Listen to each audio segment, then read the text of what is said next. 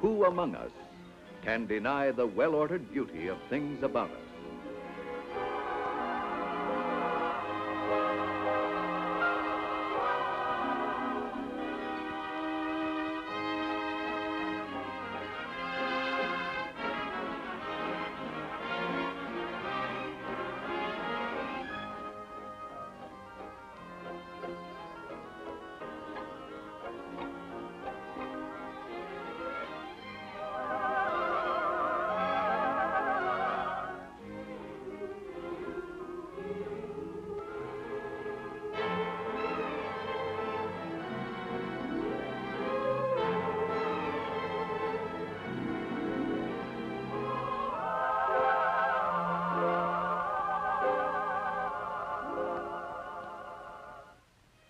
All about us in this world of ours, in lavish profusion, are forms and textures and colors that give all of us deep, inspiring pleasure. It may be only a single curve, or yet a simple pattern of light and shade. It may be a riot of color, or yet one hue. But if it pleases, if it satisfies, we call it beautiful, whether it be the work of man or the work of nature. Man has always found beauty in the graceful forms and flowing curves established by forces beyond their control. For our appreciation of the beautiful springs from deep within us. Our sense of beauty is innate, inherent, inherited. We instinctively like the sleek look of the jet plane, for although it was designed specifically for speed, the very design that gives it speed gives it also beauty. Beauty of form and beauty of line. But close your eyes and beauty is gone, for beauty does not exist of itself. Beauty is not a quality like hardness or softness. No, beauty exists only through the eyes of those who see it.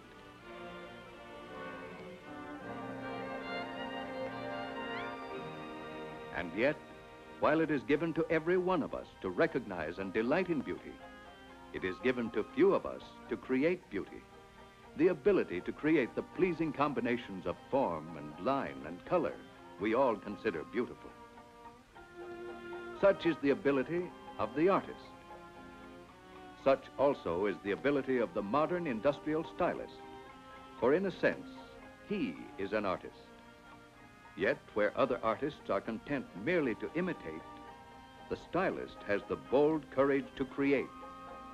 Where many of the rest of us are content merely to master a craft, the stylist has the limitless imagination, the creative inspiration to project his artistry into the design of the future, and thereby promote it. For the industrial stylist, the automobile stylist, is a product of his times, a product of the speed and motion, of the youthful energy, of the boundless ambition and new horizons of the 20th century. And a product of the tough, rough competition of 20th century industry.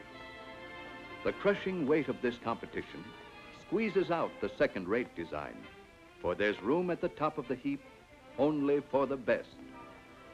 And because the stylist of today is designing for a mass market, he must be attuned to the pulse of that market, a market that's counted in customers by the tens of millions. So his is a field of artistic expression that must surge ahead of his competition, go far beyond the artistry of yesterday, without ever violating its basic principles. For the public taste is based on those principles. Thus, the only yardstick for measuring the success of styling is its success in the marketplace. Styling that sells is, in the last analysis, styling that succeeds. Call it what you may, call it good taste or call it fancier names, the quality of styling that makes for its success is eye appeal. Eye appeal may take many forms, but always it is the sum total of the whole. Yet no detail is too small to escape the attention of the truly capable stylist, whose special abilities lie in the knack of pleasing most of the people most of the time. It may express itself in the design woven into a piece of cloth that appeals to the sense of sight, and artfully given texture to add a subtly irresistible appeal to the sense of touch.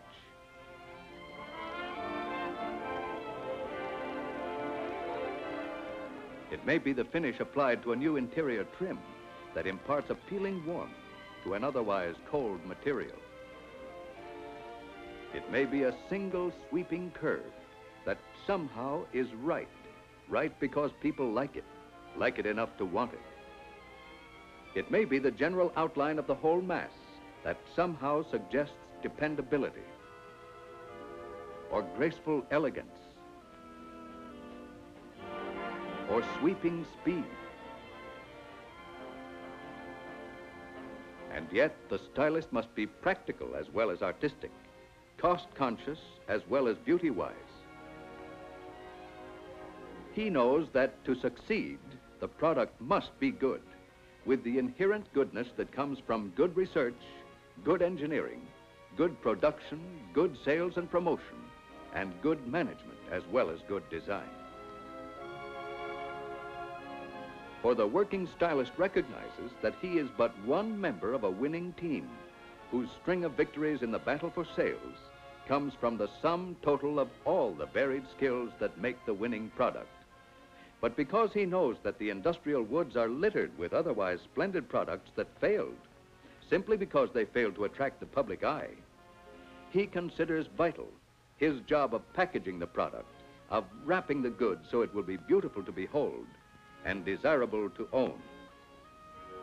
Yet he must create all the beauty of form and line and color, the eye appeal that sells his company's product, within such sharp, exacting limitations as 4 wheels, road clearance, overall length, headroom, and a host of other practical restrictions on his creative imagination. And the tools of his trade are as mundane as its restrictions. With a piece of blank paper, a trained mind, and such things as pencil, brush, and paint, he must dream up the fresh ideas that can be modeled into a 3-dimensional expression of his artistic sense.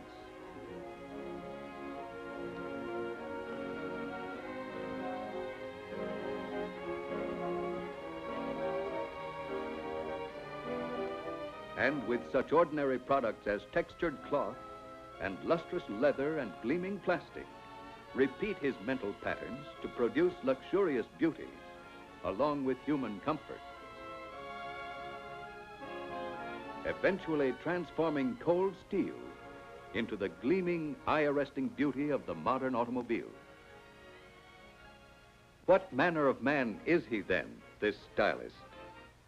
Fundamentally, he is at heart an artist. The seed, the spark, the indefinable inspiration to create rested within him when he was born. His desire to design inevitably blossomed with his intelligence. His were the toys of motion. His were the hobbies of self-expression. His nimble mind at first leaped ahead of his stubby fingers. Instead of tales of romance and blood and thunder, mechanics and science became his prose and his poetry. He built, designed, created things because, for reasons he could not tell, he was unsatisfied with things at hand. The chances are he tackled tougher tasks, even though the sweep of his ideas may have been broader than the skill of his hands. And from the world around him, he began to draw his inspiration. The poetry of motion began to capture his attention.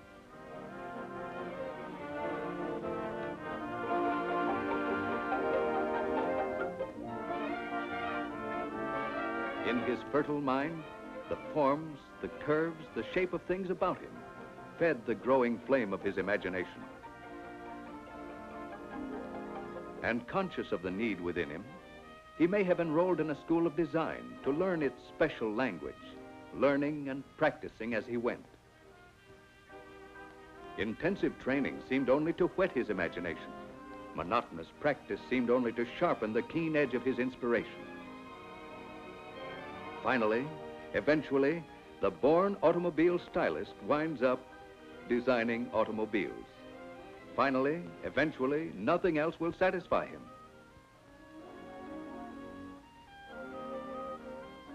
Inevitably, he has a special quirk of mind, a sort of sixth sense, an instinct that shows him the look of things people will like, not only today, but tomorrow as well. For behind him, the experienced stylist has left the dogma and ritual of artistic formalism. Behind him, he has left the pallid patterns of the past and given wing to a creative imagination that soars off into the blue of tomorrow, while the rest of us are enjoying his design for today. The stylist is a perfectionist, perpetually dissatisfied with the design he has just created. For already on his drawing board, or in his mind, are the images of the more beautiful, far better things on the way. In his never-ending search for perfection, the true stylist discards more ideas than he proposes, rejects as unsatisfactory designs that often appear as the final product of others. Left to himself, his mind refuses to rest. Ideas flow through his fingertips, out of nowhere into reality. Actually, this is a process of apparently aimless thinking on paper, and from it, he and his brother stylists, when left to themselves, may turn out a design of the future, of no apparent practical value today, yet a turn of its fender or a curve of its body may be the solution to a knotty problem of design that's just around the corner. The stylist can no more help this thinking on paper than he can help breathing. While the minds of the rest of us may be fettered to the past or present, his thoughts wing on. He does not claim to know the look of things 20 years from now, but he likes to imagine on paper how they might look, and from the composite of his expert imaginings come trends and basically sound ideas that can be adapted and adjusted to improve the look of things today. Where does he get his ideas? The stylist himself can't tell you. But if you could look inside his mind, you'd probably see a moving mass of form and color, shapes and curves, inspired by his subconscious reaction to the things he himself has seen and felt and dreamed throughout his life.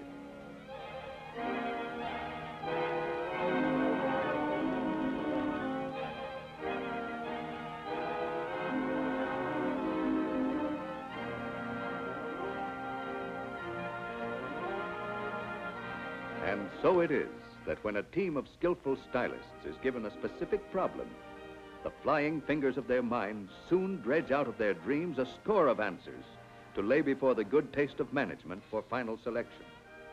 Is it a grill to give a new look? Instead of one, there'll be a dozen to choose from.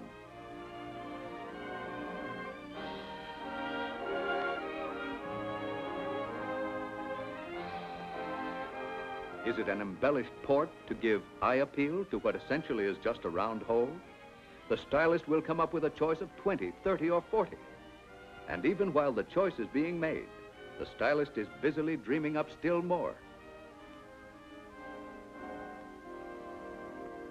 Men there are who would call the automobile stylist a dreamer, and dreamer he may be, if it is from dreams that 50 million cars can come, and if it is from dreams that sales leadership can come.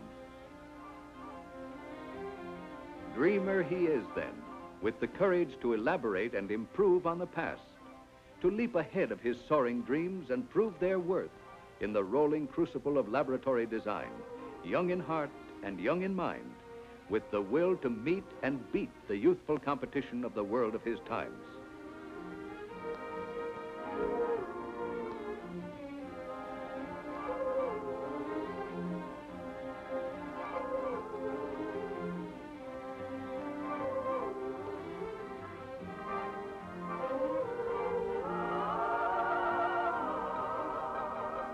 The modern industrial stylist has the artistic temerity to believe that the look of things to come is only vaguely predicted by the look of things today, that shapes and forms of beauty undreamed of now will be in production tomorrow. Yet it is given to him among men to know that the pioneering path he will tread is even so well ordered. For deep within him is awareness that forces of nature give things of nature the look they have, and that they conform to the dictates of immutable laws of styling that give grace and beauty none can deny.